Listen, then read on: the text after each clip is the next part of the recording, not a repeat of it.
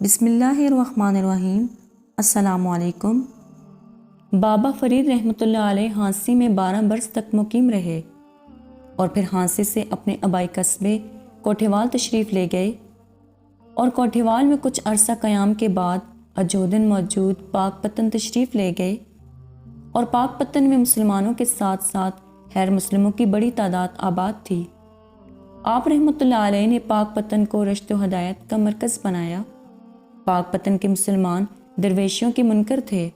یہی وجہ ہے کہ جب آپ رحمۃ اللہ علیہ پاک پتن تشریف لائے تو شہر سے باہر ایک غیر معروف جگہ پر قیام کیا۔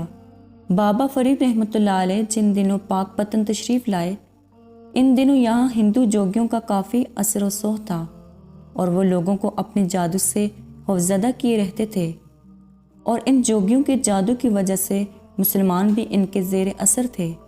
بابا فرید رحمۃ اللہ علیہ نے پاک پتن شہر کے باہر موجود قبرستان کے نزدیک کریل کے درختوں میں سے ایک درخت کے نیچے اپنی کلیم بچھائی اور عبادت و ریاضت میں مشغول ہو گئے، اور یہاں آپ رحمۃ اللہ علیہ کو تنگ کرنے والا کوئی نہ تھا۔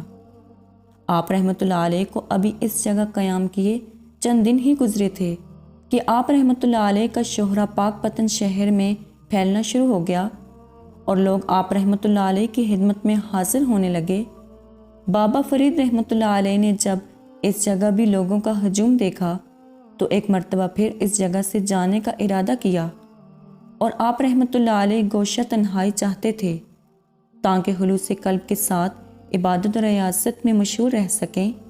جب آپ رحمۃ اللہ علیہ نے پاک پتن سے جانے کا پکا ارادہ کر لیا تو اس رات خواب میں حضرت خواجہ قطب الدین بختیار کاکی رحمۃ اللہ علیہ کی زیارت ہوئی۔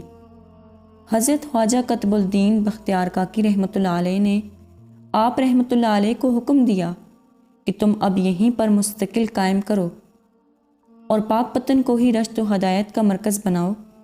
بابا فرید رحمۃ اللہ علیہ نے پاک پتن کو جب رشد و ہدایت کا مرکز بنایا اس وقت روایت کے مطابق آپ رحمۃ اللہ علیہ کی عمر مبارک 70 برس تھی۔ جزاک اللہ۔